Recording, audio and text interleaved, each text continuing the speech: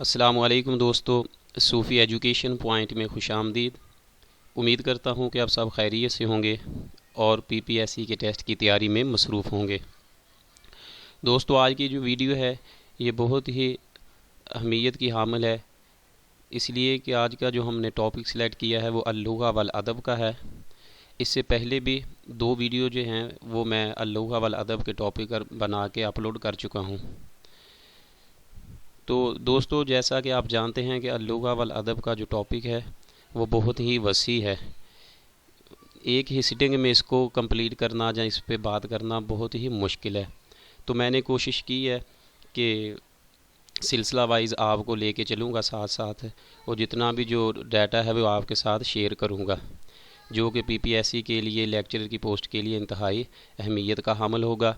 उसके अलावा हमने पहले ये कोशिश की थी कि जितने भी पास्ट पेपर थे सीएसएस के, एफपीएससी और पीपीएससी के, उनको हल करके जितना मवाद हमें मिला था वो मैंने सारे अपलोड कर दिए हैं। कुछ उनमें से एमसीक्यूज़ रहते हैं अभी तक, तो उन पे काम जारी है। इंशाल्लाह जैसे ही वो कंप्लीट होंगे, हल हो जाएंगे, तो उनकी जो वीडियो है वो भी आपको मिल जाएगी। तो दोस्तों, आज की इस वीडियो में हम बात करेंगे कि इल्मुल सर्फ़ जो है वो किन्होंने वज़ा किया था, उनके बानी कौन हैं, और इल्मुल बलागत के दो एमसीक्यूज़ इसमें लिए गए हैं, इल्मुल अस्वात से लिए गए हैं, और इल्मुल लुग़ा अल हदीस से कुछ एमसीक्यूज़ लिए गए हैं। तकरीबन 4-5 किताबों से मैंने ये डाटा लेके इनको इकट्ठा करके तो आपके लिए एमसीक्यूज़ तैयार किए हैं। सेम इसी पैटर्न पे ही जो पीपीएससी का एमसीक्यूज़ का पेपर होगा लेक्चरशिप के लिए, वो भी इसी पैटर्न से ही आएगा। तकरीबन 12-13 जो किताबें हैं उनमें से ये जो डाटा है वो लिया जाएगा, और 4-5 की रेशो से एमसीक्यूज़ हर किताब से वो लेंगे।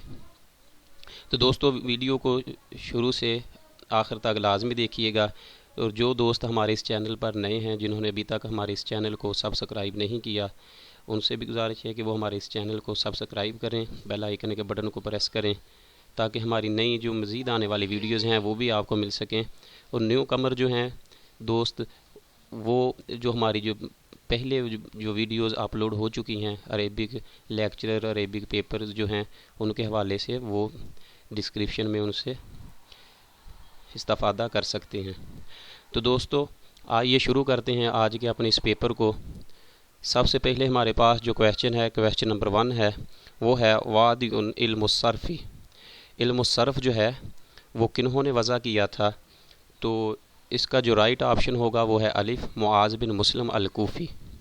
मुआज़ बिन मुस्लिम अल-कूफ़ी थे जिन्होंने इल्मुस्सर्फ़ जो है वो वज़ा किया था। इसके असूल, कवानीन और इल्मुस्सर्फ़ जो है वो इन्होंने वज़ा किया था। आगे नेक्स्ट क्वेश्चन हमारे पास क्वेश्चन नंबर 2 है, क़ाल कुस बिन साइदा अल-अय्यादी अय्युहन्नासु इस्माऊ वाऊ मा अना आऊ। तो कह रहे हैं कि कुस बिन सादा अल-अय्यादी ने जो खुतबा दिया था सूके अकाज़ में, उसमें वो लोगों से मुखातब हुआ था कि अय्युहन्नासु, ए लोगो, इस्माऊ, मुझे सुनो, वाऊ, और याद रखो। तो मा अना अवा का माना पूछ रहे हैं, अऊ का। तो इसका जो माना होगा करेक्ट वो है जीम, इस्तामिउ जयीदन, कि मुझे मेरी बात को ध्यान से सुनो, उम्दा तरीके से सुनो। तो ये वाऊ जो है ये असल में विआ उन से है। विआ उन बर्तन को कहते हैं कि बर्तन में जब कोई चीज़ रख दी जाती है तो वो महफूज हो जाती है। इसीलिए कुस बिन सादा अल-अय्यादी ने कहा था कि ए लोगो, अय्युहन्नास, ए लोगो मेरी बात सुनो, इस्माऊ वाऊ, और ध्यान से सुनो। आऊ का माना होता है कि मेरी बात को सुनो और महफूज कर लो अपने ज़हन। अब जानते हैं कि बिन सादा अल-अय्यादी जो हैं ये असरुल जाहिली के ख़तीब भी हैं और शुआरा भी। अगर पेपर में पूछा जाए कि मन हुआ अशहरुल खुतबा फिल जाहिलिया, तो इसका नाम जो है वो सहर फहरिस्त होगा कुस बिन सादा अल-अय्यादी का। कबीला याद से इसका तल्लुक़ था। वही वो फ़र्द वाहिद हैं जिन्होंने सबसे पहले अपने खुतबे में अम्मा बाद का लफ्ज़ इस्तेमाल किया था, और जब भी ये खुतबा देते थे तो हाथ में असा या तलवार पकड़ कर उसके टेक लगा कर खुतबा देते थे। आप सल्लल्लाहु अलैहि वसल्लम ने इसका जो खुतबा है, ये जो अल्फाज लिए गए हैं यसू के आगाज़ में, आपने समात फरमाया था और इसको पसंद फरमाया था। جو کہ کال کس نے قص بن سعد الیادی نے کہا تھا کہ ایھا الناس اسمعوا وعوا انہ من عاش مات ومن مات فات، تو یہ سارا اسی خطبے میں سے لیے گئے ہیں یہ بھی الفاظ۔ آگے نیکسٹ بات کرتے ہیں نیکسٹ کویشچن کی۔ کویشچن نمبر 3 ہے فی خطبۃ حجۃ الوداع قد ورد التکرار فی جمل لأن التکرار یفید۔ آپ صلی اللہ علیہ وآلہ وسلم نے جو خطبہ حجۃ الوداع ارشاد فرمایا تھا، تو اس میں کہہ رہے ہیں کہ جو جملے ہیں اس خطبے کے، تو اس میں تکرار آیا ہے الفاظ کا، تو یہ جو تکرار ہے یہ کیا فائدہ دیتا ہے؟ التنبیہ کا فائدہ دیتا ہے، التوبیخ، النداء یا کہ التذکیر۔ تو اس کا جو کریکٹ آنسر ہوگا وہ ہے دال التذکیر۔ تذکیر کا معنی ہوتا ہے یاد دہانی، یاد دہانی کروانا۔ تو جو آپ صلی اللہ علیہ وسلم کے خطبہ مبارک میں جو بار بار الفاظ کا تکرار آیا ہے، تو وہ اس لیے تکرار آیا ہے کہ وہ چیز جو بیان کی جا رہی ہے اس کو دھیان سے سن لیا جائے، یاد کر لیا جائے اور اپنے ذہنوں میں محفوظ کر لیا جائے۔ تو تکرار جو ہے وہ یاد دہانی کے لیے آیا تھا۔ التذکیر یہ جو لفظ ہے یہ علوم پنجگانہ جو حضرت شاہ ولی اللہ نے الفوز الکبیر فی اصول تفسیر میں ذکر کیے ہیں، ان میں سے التذکیر بایام اللہ ہے، التذکیر باعلیٰ اللہ، کہ اللہ کی جو نشانیاں ہیں ان کو یاد دہانی کروانی ہے، اور جو اللہ تعالیٰ کے دن ہیں ان کی یاد دہانی۔ تو یہ التذکیر یہ جو ورڈ ہے یہ ادھر اصول الفوز الکبیر میں بھی یہ آیا ہے۔ آگے نیکسٹ کویشچن ہے ہمارے پاس تاج العروس شرح القاموس تعالیف۔ کہتے ہیں کہ تاج العروس جو ڈکشنری ہے، معجم ہے، یہ کنہوں نے تصنیف کی ہے؟ تو اس کا جو کریکٹ آنسر ہوگا وہ ہے با مرتضیٰ الزبیدی جو ہیں، انہوں نے یہ تاج العروس ڈکشنری جو ہے معجم ہے عربی کی بہت مشہور، یہ انہوں نے وضع کی ہے۔ تو ان کا اصل جو نام تھا وہ محمد مرتضیٰ الحسینی البلغرامی تھا۔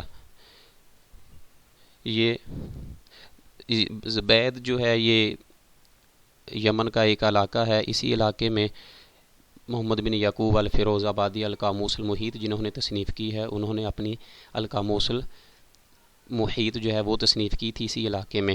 یہ محمد حسین مرتضیٰ الزبیدی جو ہیں، محمد مرتضیٰ الزبیدی جو ہیں، یہ دراصل بلغرام کے تھے، ہندوستان کے، ادھر سے ہجرت کر کے یمن میں چلے گئے۔ اس کے بعد وہاں انہوں نے یہ جو ڈکشنری لکھی تھی، اور اس کے علاوہ بعد میں آپ وہاں سے ہجرت کر کے جو ہے مصر میں آ گئے، قاہرہ میں، اور ادھر ہی انہوں کا 1790 عیسوی میں ان کا وصال ہوا تھا۔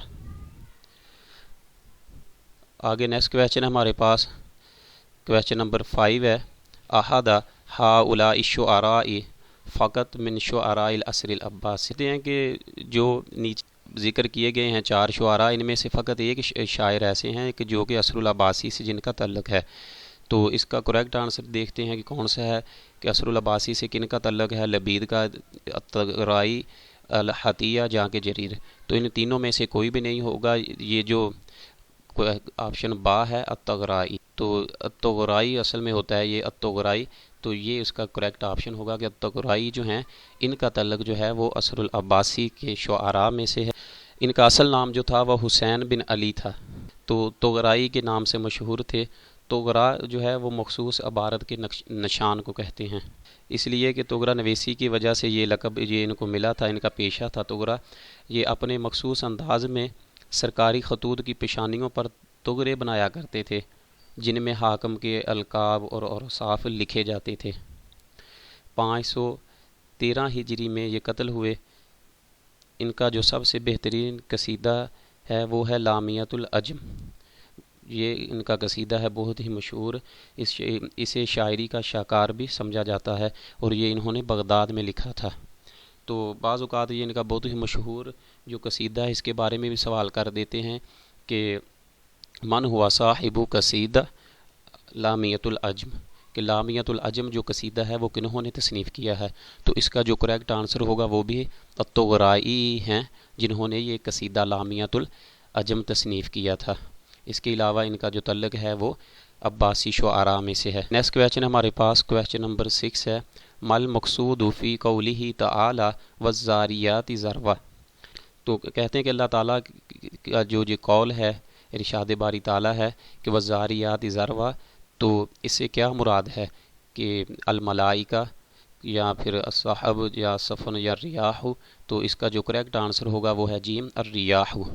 ہوا کی جمع ہے ریح ان کی، الریاح، تو اس کا جو جیم آپشن ہے وہ درست ہوگا کہ والذاریات سے مراد الریاح ہے۔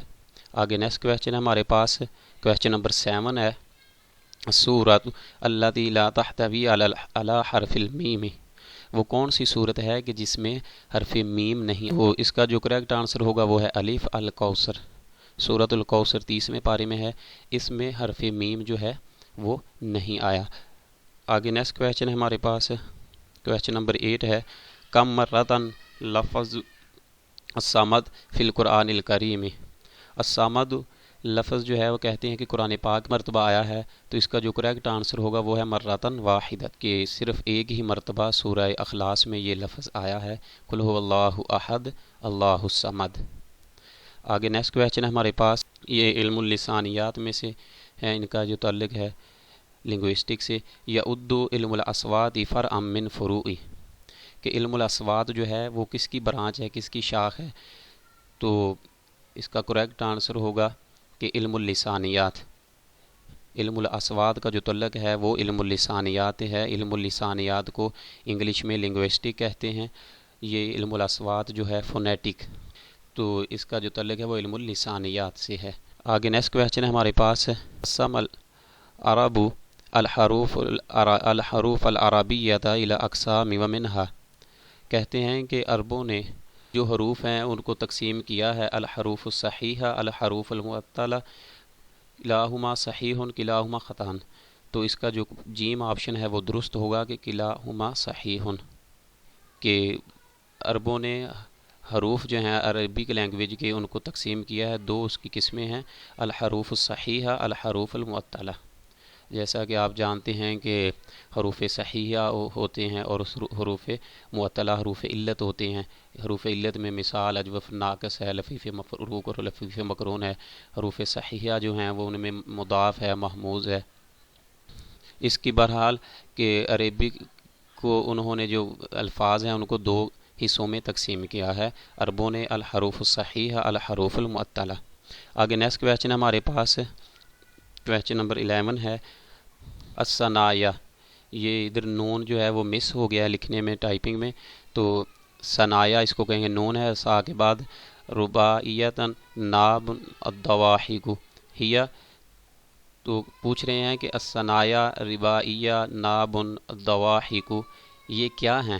یہ اسماء الاسنان ہیں، اصوات المخارجہ ہیں، اسماء المخارج ہیں، صفات الاصوات ہیں، تو اس کا جو کریکٹ آنسر ہوگا وہ ہے اسماء الاسنان۔ اسماء الاسنان کے یہ دانتوں کے نام ہیں۔ الثنایا، ثنایا دو کو کہتے ہیں، الثنایا علیہ جو سامنے کے دو دانت ہوتے ہیں اوپر والے ان کو الثنایا علیہ کہتے ہیں، اور سامنے کے جو نیچے والے دانت ہوتے ہیں ان کو ثنایا سفلا کہتے ہیں۔ سامنے کے جو دانت ہوتے ہیں اس کے ساتھ جو ہیں وہ ہوتے ہیں رباعیہ ہوتے ہیں، اور ان کے ساتھ جو ہے وہ جو نوکدار ہوتا ہے دانت اس کو ناب کہتے ہیں، اور اس کے علاوہ الضواحک جو ہنستے ہوئے جب انسان ہنستا ہے تو داڑھوں کے ساتھ والے جو دانت ہیں جو وہ نظر آتے ہیں تو ان کو کہتے ہیں الضواحک۔ آگے ان سے پھر الطواحن ہے کہ پیسنے والے جو دانت ہیں کہ جن سے کوئی چیز ہم چباتے ہیں وہ ہوتے ہیں، اور لاسٹ پہ جو ہوتے ہیں ان کو ناجز کہتے ہیں، وہ پکڑنے والے ہوتے ہیں لاسٹ پہ آخر پہ۔ تو یہ جو نام ہے الثنایا رباعیہ ناب الضواحک یہ جو ہیں یہ اسماء الاسنان ہیں۔ آگے نیکسٹ کویشچن ہے ہمارے پاس، من ہوا مصادر الشعر الجاہلی، کہتے ہیں کہ مصادر الشعر الجاہلی جو کتاب ہے یہ کنہوں نے تصنیف کی ہے؟ تو اس کا جو کریکٹ آنسر ہوگا وہ ہے ناصر الدین الاسد۔ ناصر الدین الاسد جو ہیں انہوں نے یہ کتاب مصادر الشعر الجاہلی جو ہے وہ تصنیف کی ہے۔ آگے نیکسٹ کویشچن ہے من استعمل لأول مرۃ اصطلاح السامی للغات، کہتے ہیں کہ جو زبانیں ہیں لغات ہیں ان کے لیے السامی کا لفظ کس نے استعمال کیا تھا؟ تو اس کا جو کریکٹ آنسر ہوگا وہ ہے المستشرق شلوزر۔ شلوزر جو ہیں انہوں نے یہ ان زبانوں کے لیے، لینگویجز کے لیے، لغات کے لیے یہ اسامی کا لفظ جو ہے وہ استعمال کیا تھا۔